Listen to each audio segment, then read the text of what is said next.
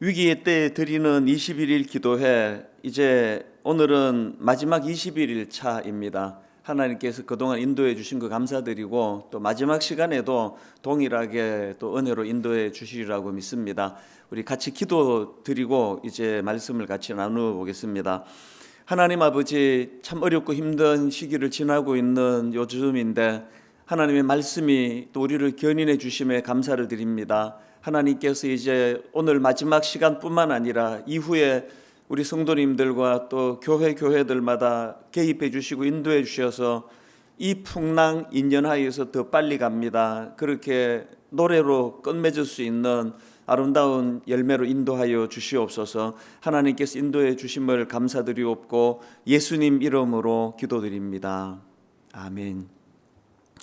오늘은 느헤미야서 13장 30절 31절 말씀인데요, 우리 가정에서 예배드리시는 혹은 직장에서 예배드리시는 모든 분들 다 자리에서 다 일어나셔서 본문을 같이 봉독하도록 하겠습니다. 느헤미야 13장 30절 31절 두 구절입니다. 우리 합심해서 같이 읽도록 하겠습니다. 내가 이와 같이 그들에게 이방 사람을 떠나게 하여 그들을 깨끗하게 하고 또 제사장과 레위 사람의 반열을 세워 각각 자기의 일을 맡게 하고 또 정한 기한에 나무와 처음 익은 것을 드리게 하였사오니 내 하나님이여 나를 기억하사 복을 주옵소서. 아멘. 자리에 앉아주시고요. 예전에 아주 큰 관심과 기대를 모으고 또 화제를 불러일으킨 사극 드라마가 있었습니다. 평균 시청률이 40%를 넘어 50%를 육박했다고 하니까 이거는 인기를 끈 정도가 아니라 가히 폭발적인 반응이었다, 이렇게 말씀을 드려도 과언이 아닐 정도였습니다.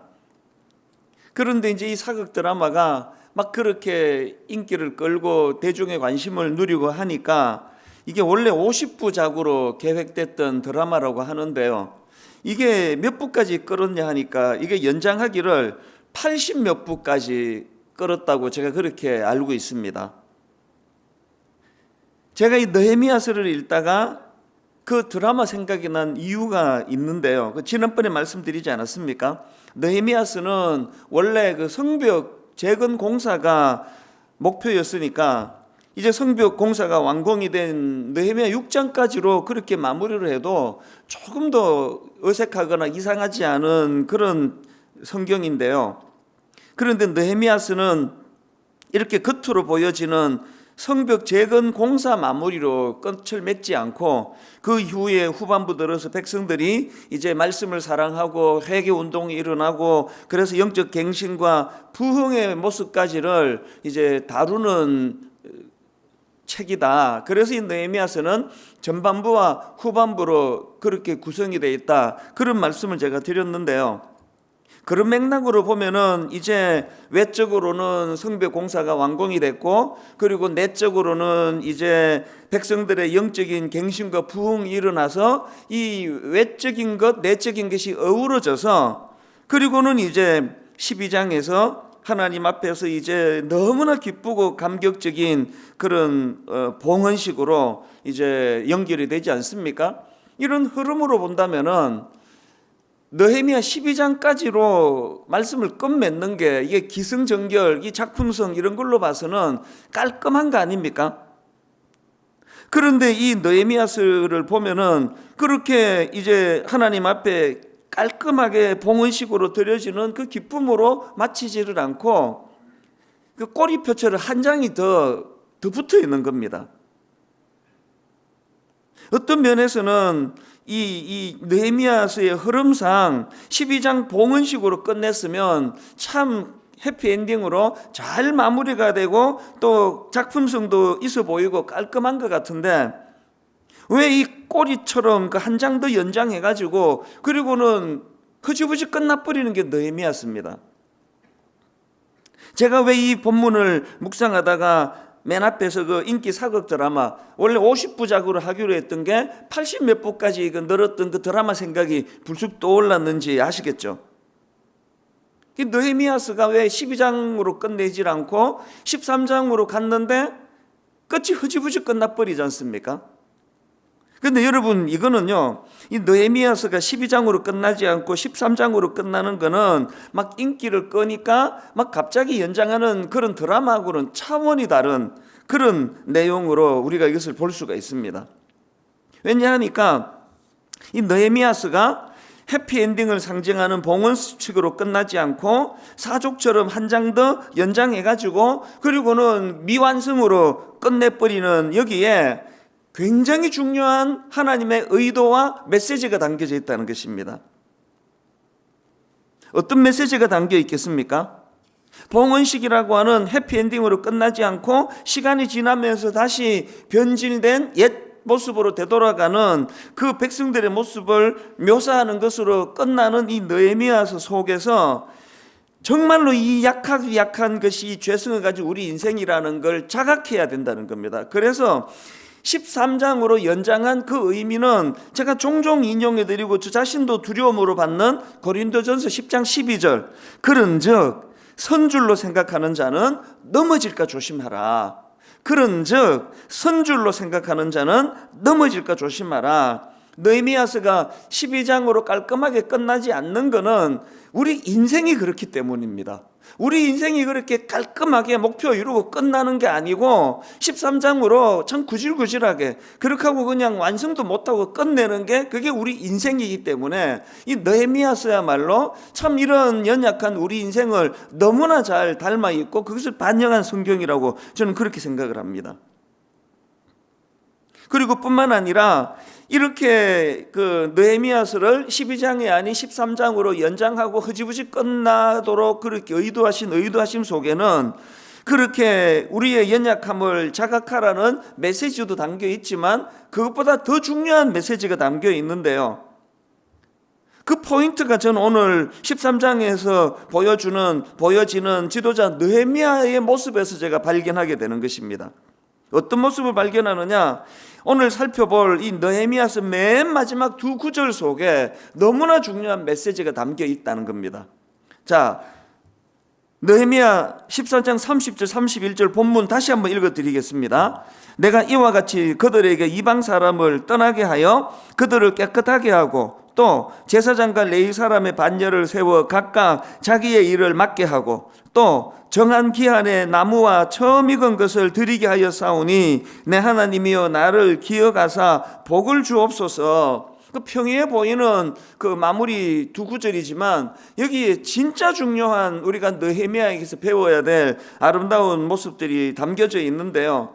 이걸 제가 두 가지로 정리를 해보았습니다. 이제 우리 느헤미야서를 21일간 살펴본 느헤미야서를 총 정리하는 차원에서 저는 오늘 이 느헤미야에게서 배워야 될 두 가지를 이제 나누고 싶은데요. 첫째가 뭐냐? 지난 시간 어제도 제가 강조했지만 비록 미완성의 삶을 살다 갈 수밖에 없는 게 우리 인생이라고 말씀드렸는데 그러나 여러분 그럼에도 불구하고 우리는 느헤미야처럼 맨 마지막 순간까지 최선을 다하는 모습을 보여야 한다는 것입니다. 방금 읽은 이 13장 30절을 세 번역을 한번 들어보십시오. 나는 제사장들과 레위 사람들에게 묻은 이방 사람들의 부정을 모두 씻게 한 뒤에 임무를 맡겨 저마다 맡은 일을 하게 하였다. 이 한마디 속에는요, 어제 우리가 살펴보지 않았습니까? 느헤미야 30장에서 백성들의 타락과 또 변질된 제자리로 돌아간 그 모습을 보면서 느헤미야의 몸부림이 13장 내내 묻어나오지 않습니까? 다시 성전을 정결케 하려고 그가 몸부림을 치고 11조 제도와 안식일 제도를 다시 정립하는 것과 더불어서 이 백성들의 타락을 부추기는 이방인들과의 통혼을 금지시키는 등 마지막까지 최선을 다하는 모습이 지도자 느헤미야에게서 보여지는 13장의 모습이고 그 모습을 그 요약처럼 담아놓은 게 오늘 본문 13장 30절이라고 저는 그렇게 생각을 합니다. 이런 느헤미야의 모습을 보면서 저는 고린도전서 4장 1절 2절 말씀이 떠오르는 겁니다. 사람이 마땅히 우리를 그리스도의 일꾼이요 하나님의 비밀을 맡은 자로 여길지어다. 그 다음 2절을 보십시오. 그리고 맡은 자들에게 구할 것은 충성이니라. 이게 딱 본문에서 보여지는 느헤미야의 모습이라는 것입니다. 어떤 상황? 어떻게 자기를 낙심으로 이끄는 그 백성들의 모습이든지 낙심하지 아니하고 그 상황에서 끝까지 최선을 다하는 모습. 제가 어느 글에 보니까요, 그 영국의 위대한 설교가가 있지 않습니까? 스펄전 목사님이라고. 이 스펄전 목사님의 이 설교가 그 당대의 그 부흥을 이끈 건 말할 것도 없고, 오늘날 저희 설교자들에게도 여전히 엄청난 영향을 미치는 분이 이 스펄전 목사님이거든요. 근데 들어보니까 이 위대한 설교가 스펄전 목사님이 16살 때, 청소년 시기인 16살 때 어느 작은 교회 집회에서 말씀을 듣고 큰 변화를 일으켰다는 겁니다. 그 작은 교회에서 집회가 열려지던 그날 일기가 너무 좋지 않아 가지고 집회가 거의 취소가 돼야 되는 그런 상황이었다고 합니다. 폭풍우가 몰아치고 날씨가 너무 안 좋으니까요, 그날 집회에 17명 참석한 겁니다. 너무나 소수의 성도들이 참석을 하고 막 폭풍우가 몰아치고 그런 상황이다가 보니까 이거 그냥 집회 또 취소하자고 해도 누구도 거기에 그 이의를 제기할 수 없는 그런 상황인데요. 그런데 그날 말씀을 전하신 강사님, 그 목사님이 이 17명 그 숫자에 연연하지 않으시고 얼마나 열정적으로 그렇게 말씀을 전하셨는지 모른다는 겁니다. 그리고 그 소수 앞에서 17명인데 그렇게 대충 전하지 않고 막 수천 명이 모여 있는 것처럼 그렇게 열정적으로 최선을 다해서 말씀을 전한 그 목사님 덕분에 그날 거기에 이 어린 청소년 스펄전이 거기에 참석을 했다가 말씀을 듣고 예수님을 영접하게 됐다는 것입니다. 저는 그 짧은 글을 읽으면서 참 많은 생각을 하게 만드는 거 아닙니까? 우리 인간은요, 이 죄성으로 말미암아 이 겉으로 보여지는 것밖에는 못 보는 인생입니다. 그런데 그날 사실은 16명이라는 소수가 앉아 있었지만 그날은요, 수만 명이 뭡니까? 수십만 명이 앉아서 말씀의 영향을 받는 것보다도 더 큰 열매를 가져다 준 거 아닙니까? 우리 삶에도 이렇게 느헤미야처럼 어떨 때는 낙심될 때가 있습니다. 21일 기도회 때는 또 열심히 따라오셨는데 또 내일부터 또 제자리로 돌아갈지 모릅니다. 13장이 우리 인생에 항상 꼬리표처럼 따라다니는 게 그게 우리 인생 아니겠습니까? 그럴 때 어떻게 해야 된다고요? 이거 맨날 제자리로 돌아가는데 이제는 난 노력 안 할 거야. 이게 사탄이 노리는 마지막 공격이에요. 다시 한번 추스리고 7번 넘어지면 8번 일어나고 그 백성들을 향하여 낙심하지 아니하고 끝까지 최선을 다하다가 그렇게 하고 끝나버리는 게 느헤미야서라고 한다면, 여러분 제가 어제 들려드렸던 그 유행가 가사 인생은 미완성, 이게 비록 유행가지만 정말 이 메시지 속에서 저는 17살, 18살 때 제가 이 노래를 들은 것 같은데 지금까지도 이 가사가 떠오를 정도로 영향을 준 거 아닙니까? 뭐라고 쓰여 있다 그랬습니까? 인생이 어떻다고요? 인생은 미완성이래요. 어떻게? 쓰다만 편지 같은 게 인생이랍니다. 인생이 미완성이랍니다. 어떻게 해요? 그리다만 그림 같은 게 인생이랍니다. 참 어떻게 보면은 그 허탈한 것 같아요. 인생이 참 미완성인데 색이다 많은 조각 같아요. 너무너무 허무하게 들려지지만 이것만큼 인생을 정확하게 분별하는 사람이 이 노랫말도 쉽지가 않습니다. 인생은 은행에서 번호표 받아놓고 자기 차례를 부르는 같은 그런 순서를 갖고 살아가는 게 아닙니다. 번호표가 뒤죽박죽이에요. 언제 어떻게 끝날지 모르는 게 인생이거든요.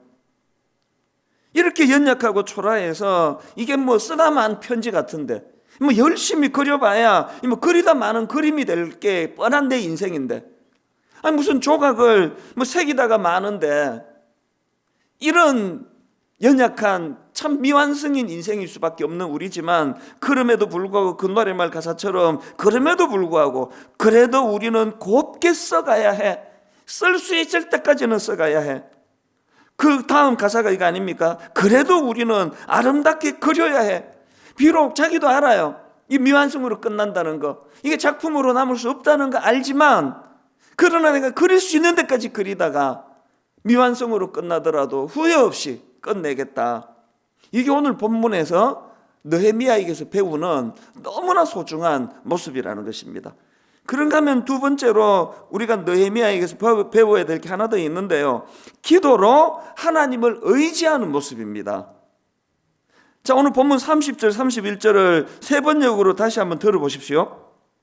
나는 제사장들과 레위 사람들에게 묻은 이방 사람의 부정을 모두 씻게 한 뒤에 임무를 맡겨 저마다 맡은 일을 하게 하였다. 또 사람들에게 때를 정하여 주어서 제단에서 쓸 장작과 처음 거둔 소산을 바치게 하였다. 그리고 그 다음에 따옴표로 나오는 게 기도 내용입니다. 나의 하나님, 나를 기억하여 주시고 복을 내려 주십시오. 이렇게 끝나는 게 느헤미야서인데요, 저는 이게 너무나 이게 의미가 있다고 생각을 하는 겁니다. 왜 의미가 있느냐? 여러분, 느헤미야서의 맨 처음 시작이 어떻게 시작되는지 기억하십니까? 느헤미야가 왕의 측근에서 경호를 맡은 권력을 가지고 있고 수상궁이라고 하는 부를 누리고 살아가던 그 시점에서 자기 고향 예루살렘의 소식이 들려졌지 않습니까? 성벽이 무너지고 사람들은 환난과 능욕을 당하고 있다는 소식을 듣자마자 바로 그 다음 나오는 느헤미야의 시작이 1장 4절 아닙니까? 내가 이 말을 듣고 앉아서 울고 수일 동안 슬퍼하며 하늘의 하나님 앞에 금식하며 기도하여 이르되. 그러니까 느헤미야서는요, 기도로 시작해서 기도로 마무리되는 책입니다. 이걸 놓치시면 안 됩니다. 제가 아까 1번만 느헤미야는 어떤 상황에서도 마지막까지 최선을 다하는 모습을 보였다, 이렇게 하고 끝낸다면 이거 설교도 아니에요.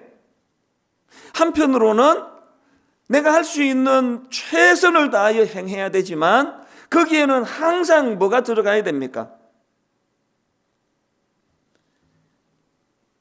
이 느헤미야서는요, 결코 이 느헤미야라는 한 인간의 어떤 성실함, 느헤미야라는 한 인간의 어떤 능력 과시, 일을 잘 이루어낸 영웅적인 모습, 이걸 그리는 게 아니고요, 이 느헤미야서는 끝까지 자기에게 맡겨진 일을 충성을 다하는 느헤미야 모습 속에서 어떤 순간에도 하나님을 의지하는 태도를 잃지 않던, 그것을 이 기도라는 도구를 통해서 구현해내고 보여주는 느헤미야의 신령한 모습, 영적인 모습을 그리고 있는 게 이게 느헤미야서입니다.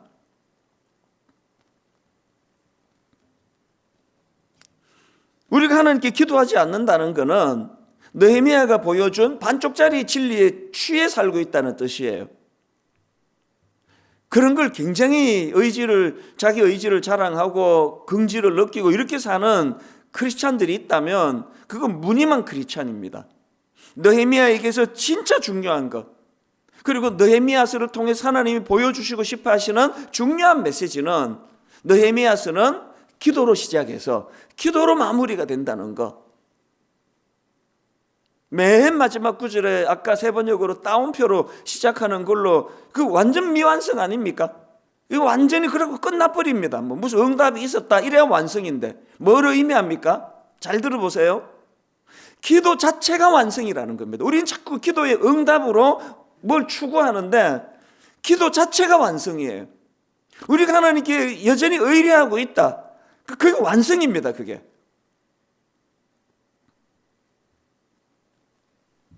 이 땅에 오신 예수 그리스도께서 보여주신 가장 중요한 모범이 전 이거라고 생각하거든요. 예수님의 행적을 기록하고 있는 사복음서에 보면은 예수님께서는 어떤 중요한 일을 앞두고 계시거나 혹은 참 어떤 기로에 놓여 있을 때마다 늘 기도하시는 모습을 보여주고 계시는 것을 담고 있는데요, 몇 가지만 예를 들어 볼게요. 자, 마태복음 4장 1절 2절입니다. 그때에 예수께서 성령에게 이끌려 마귀에게 시험을 받으러 광야로 가사 40일을 밤낮으로 금식하신 후에 줄이신지라. 지금 우리가 마가복음 살펴보고 있지만 이거는 지금 공생애를 앞둔 마지막 시점이라고 다 알고 계시지 않습니까? 공생의 마지막 시점에 주님이 하신 것은 40일간의 금식하며 기도하신 거예요. 기도를 준비하신 겁니다. 그런가 하면 누가복음 6장 12절 13절 이때에 예수께서 기도하시러 산으로 가사 밤이 새도록 하나님께 기도하시고, 그 다음 보세요. 밝음에 그 제자들을 부르사 그 중에서 12를 택하여 사도라 칭하셨으니, 예수님이 뭐 우연히 어디를 지나가다가 얘 쓸만하네, 얘 불러야 돼, 이거 아니에요. 그 전날 밤이 새도록 기도를 준비하신 거예요. 밤이 새도록 기도를 준비하시고 밝음에 그 제자들을 부르셨다. 뭐를 의미합니까? 너무나 중요한 것이 이 12제자, 그들과 함께 동력해야 되기 때문에 긴 시간을 밤이 새도록 기도로 준비하셨다. 또 죽은 나사로를 살리기 전에도 하신 게 기도입니다. 요한복음 11장 41절, 돌을 옮겨 놓으니 예수께서 눈을 들어 우러러 보시고 이르시되 아버지여, 내 말을 들으신 것을 감사하나이다. 예수님은 죽은 나사로를 살리시는 그 하나님의 아들로서의 놀라운 역사를, 능력을, 기적을 베푸시기 전에 기도하신 거 아닙니까?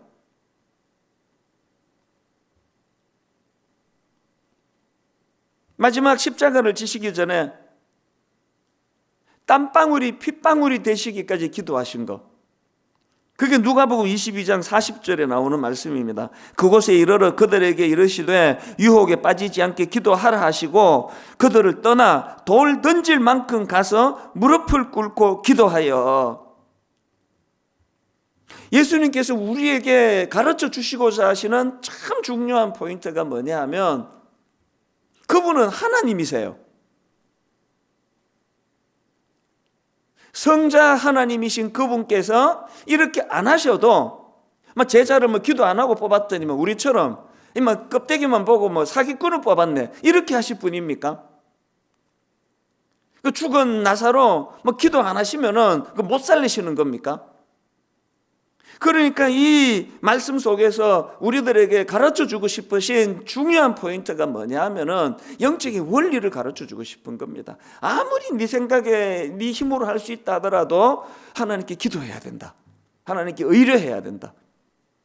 그렇게 기도로 당신의 사역을 보여주신 그 예수님께서 이제 십자가를 지시고 그리고 부활 또 성천하신 다음에 지금은 뭘 하고 계십니까? 그게 히브리서 7장 25절에 나오는 말씀입니다. 그러므로 자기를 힘입어 하나님께 나아가는 자들을 온전히 구원하실 수 있으니 이는 그가 항상 살아계셔서 그들을 위하여 간구하심이라. 감동이 되지 않습니까? 그리고 우리가 잘 아는 로마서 8장 34절, 누가 정죄하리요? 죽으실 뿐 아니라 다시 살아나신 이는 그리스도 예수시니 그는 하나님 우편에 계신 자요 우리를 위하여 간구하시는 자니. 우리가 편의상 그냥 중보기도 그렇게 말하지만 우리는 그렇게 표현하면 안 되는 거예요. 사실은 진정한 중보기도 드릴 수 있는 분은 예수 그리스도 한 분밖에 없습니다. 우리는 중보자적인 기도를 드리는 거예요. 중보기도의 본을 보이신 그 주님을 우리가 닮고 싶어서 그 중보자적인 기도를 우리가 드리는 겁니다. 이렇게 예수 그리스도를 통해서, 그리고 오늘 본문에 나오는 이 느헤미야서를 통해서 꼭 기억해야 되는 건, 이 힘든 세상을 살아가는 우리이기 때문에 우리는 이 기도라는 도구를 통해서 전적으로 하나님을 의지하는 법을 배워 나가야 된다는 것입니다. 왜 이렇게 기도에 힘써야 되냐고요? 시편 145편 18절 19절에 답이 다 나와 있습니다. 여호와께서는 자기에게 간구하는 모든 자, 곧 진실하게 간구하는 모든 자에게 가까이 하시는도다. 그는 자기를 경외하는 자들의 소원을 이루시며 또 그들의 부르짖음을 들으사 구원하시리로다. 여러분, 이제 21일 기도회는 오늘로서 마무리가 되지만 우리들의 기도 생활이 마무리되면 안 되는 거 아시죠? 이제 오늘부터 다시 수요 예배 자리로 가셔서 하나님을 의지하는, 그래서 기도로서 예배를 드려야 되고요. 이제 다시 금요 기도회, 비록 가정에서 드리는 거지만, 직장에서 드리는 예배지만, 하나님이 금요 기도를 통하여 내가 기도를 체득해 나가고 또 훈련하고 몸에 익숙한 도구로 기도가 자리 잡을 수 있도록 하나님 앞으로 나아가셔야 되고요. 그리고 이제 계속 새벽 시간에 또 오전 10시, 오후 8시 함께 이 새벽 기도회가 계속 이루어지기를 바랍니다. 사실 저는 약간 갈등을 했습니다. 이 21일간의 기도회를 마치고 이제 제가 또 다른 21일 기도회를 내가 해야 되는 거 아닌가. 지금 큐티 하고 있는 이 마가복음을 가지고 그렇게 진행을 해볼까 혼자서 이런 생각을 했다가 그게 옳은 생각이 아니라는 걸 알았습니다. 왜? 이찬수 목사라는 통로를 통해서만 자꾸 설교를 듣는 게 위험하다는 거예요. 누가 설교하는 거 중요하지 않습니다. 이제 우리 젊은 교역자들이 참 열정을 가지고 그렇게 말씀을 새벽에 수요 예배에 철야 기도에 그렇게 전해 나갈 텐데요. 누가 전하느냐에다가 초점을 두지 않고 그들이 전하는 말씀을 통해서 기도로 나아가는 통로로 그렇게 이 코로나 바이러스라는 가슴 아픈 현실 앞에서 기도라는 도구를 통해 느헤미야처럼 그렇게 주님 앞으로 은혜를 구하며 능력을 구하며 나아가게 되시기를 바랍니다. 이제 결론을 맺으면서 제가 이제 한 가지 포인트만 더 살펴보고 전체 말씀을 이제 정리하기를 원합니다. 그 로마 한인 교회라고요. 이 성악가들을 많이 배출한 교회입니다. 그래서 그 교회는 이제 성악을 위시한 여러 음악을 전공하러 유학으로 온 그런 유학생들도 많고 또 기존 성악가들도 많고 그러니까요. 제가 듣기로 그 성가대원이 뭐 지금도 그런지 모르겠는데 제가 들을 당시로 한 80%가 성악가라고 합니다. 저는 가끔씩 이제 유튜브에서 그 로마 한인교회 그 설교를 듣고는 하는데요. 한 몇 주 전에도 이제 그냥 가볍게 들어갔습니다. 가볍게 들어갔는데 그 교회 이제 성가대에서 찬양대에서 이제 그 주일 예배 찬양 갔습니다. 그 찬양을 제가 듣는데 그날은 너무나 주옥 같은 그들의 화음이 들리지를 않고 가사가 들리는 거예요. 가사가. 제목이 그 본향을 향하네. 저도 그 대학교 들어가면서 이제 교회 성가대를 했는데요. 그리고 미국에서도 제가 성가대를 계속 했는데 이 찬양을 뭐 여러 번 같이 연주하고 불렀던 찬양이라서 뭐 너무나 익숙한 찬양인데요. 그날은 곡조도 들어오질 않고 그들의 화음도 들어오지 않고 좋은 목소리도 들어오지 않고 가사가 들어오는 겁니다. 그래서 제가 마음이 굉장히 그날 이렇게 먹먹해지는 경험을 했는데요. 이 본향을 향하네라는 이 성가곡의 가사가 그래서 제가 막 검색을 해가지고 이 가사를 제가 다 찾아냈는데요. 가사를 한번 들어보십시오. 이 세상 나그네 길을 지나는 순례자 이렇게 시작하는 찬양이에요. 이 세상 나그네 길을 지나는 순례자 인생의 그친 들에서 하룻밤 머물 때 환란의 구전 비바람 모질게 불어도 천국의 순례자 본향을 향하여 천국의 순례자 본향을 향하네. 그 다음 가사를 들어보세요. 이 세상 지나는 동안 괴로움이 심하나 그 괴로움 인하여 천국이 보이고 이 세상 지나는 동안 괴로움이 심히 심하나 늘 항상 못 부르나 은혜로 이끄시네. 생명강 맑은 물가로 백화가 피고 흰옷을 입은 천사 찬송가 부르실 때 영광스러운 면류관을 받아 쓰겠네. 마무리가 이렇습니다. 이 세상 나그네 길을 지나는 순례자 인생의 거친 들에서 하룻밤 머물고 천국의 순례자 본향을 향하네. 본향을 향하네. 몇 주 전에 이렇게 마음이 먹먹해지는 걸 경험했는데요. 한 일주일 전쯤 됐을 겁니다. 이제 이 느헤미야서 전체를 이제 정리해가는 그 시점에 또 들어가서 이 찬양을 제가 들었는데 그날은 제가 참 많이 눈물이 나더라고요. 오늘 코로나 바이러스라고 하는 이 복병 앞에서 너무 많은 성도님들이 어려움을 겪고 계신다는 소리가 들리니까 경제적으로 너무 많이 어려워. 그저께 그 신문기사에 보니까 자영업을 하시는 가게 높은 데만 가면 뛰어내리고 싶다. 그러면서 손님이 하나도 없는 그 텅 빈 조그마한 식당을 사진으로 보여주는데 이 찬양 가사가 바로 그런 그 현실을 너무나 그날 제 마음에 그 울림으로 다가왔기 때문에 이 가사 하나하나가 딱 우리 성도들이 이 나그네 길 겪어가는 모습이라 생각하니까 이렇게 눈물이 나더라고요. 오늘 이렇게 예배를 드리시는 새벽이든 오전이든 늦은 저녁 시간이든 깊은 한숨을 쉬시면서 그렇게 이 자리에 참여하시는 성도님들이 얼마나 많으시겠습니까?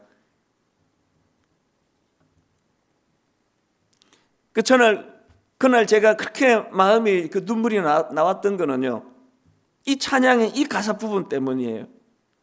이 세상 지나는 동안 괴로움이 심하나, 그 다음 보세요. 그 괴로움 인하여 천국이 보이고, 그 괴로움 인하여 천국이 보이고, 이 세상 지나는 동안 괴로움이 심하나 늘 항상 못 부르나 은혜로 이끄시네. 지금 우리가 겪는 이 가슴 아픈 현실, 이 현실이 오히려 잠깐 있다가 머물다 떠나는 이 땅에 너무 집착하지 않게 만드는 놀라운 하나님의 축복의 도구가 되기를 바랍니다. 이 세상 지나는 동안 괴로움이 심하나, 이 세상 지나는 동안 괴로움이 심하나 그 괴로움 인하여 천국 보이고, 그 괴로움 인하여 천국 보이고, 이 세상 지나는 동안 괴로움이 심하나 늘 항상 못 부르나 은혜로 이끄시네. 그러니까 저는 제가 눈물로 은혜를 받았던 이 찬양을 함께 듣는 것으로 21일 기도회 전부를 마무리하기 원하는데요, 로마 한인교회에 들어가서 우리 교역자가 이렇게 해도 되겠느냐고 기꺼이 그렇게 허락을 해주셔서 너무 감사를 드리고요. 그리고 또 아울러서 참 해외에 나가 곳곳에 있는 미국이나 유럽이나 또 아시아 지역이나 아프리카 지역이나 선교사로 또 이민으로 직장으로 유학으로 수많은 나그네 인생길을 걸어가시는 분들에게도 오늘 하나님이 특별한 은혜로 그들의 마음을 어루만져 주시기를 바랍니다. 이제 우리 이 찬양을 함께 같이 들으시고 이제 우리 조정환 목사님 팀과 더불어서 함께 찬양을 드리고 모든 21일간의 이 기도를 모임을 마치도록 하겠습니다. 같이 들어보시겠습니다.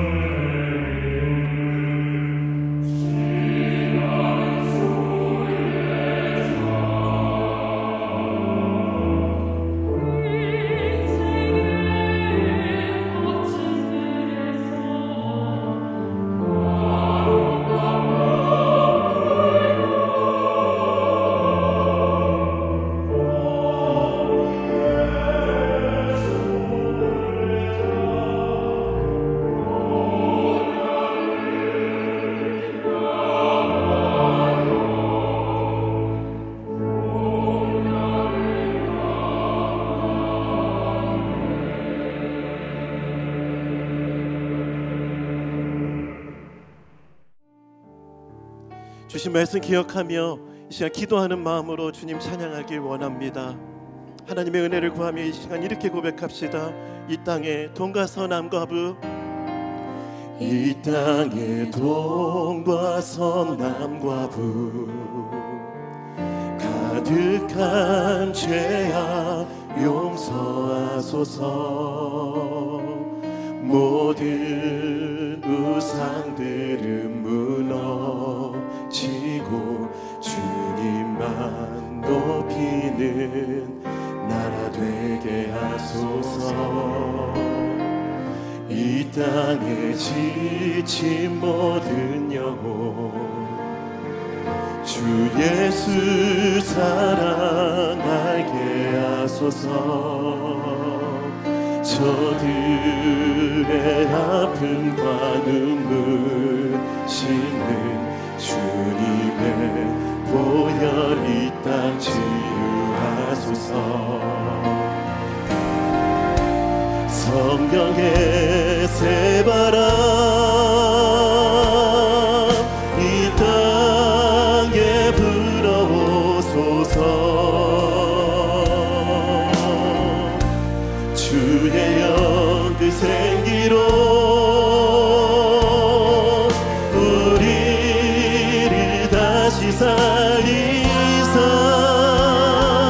이 땅에 하나님 영광 거하는 그런 나라가 되게 하소서. 열방에 하나님 영광 비추는 그런 나라가 되게 하소서. 한라에서 백두까지, 한라에서 백두까지, 백두에서 땅의 끝까지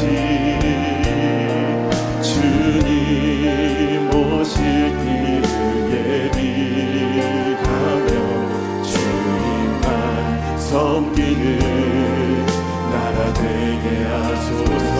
이 땅에 주님 교회 위에 하나님 하늘의 생기 부어주소서. 하늘의 생기 부어주소서.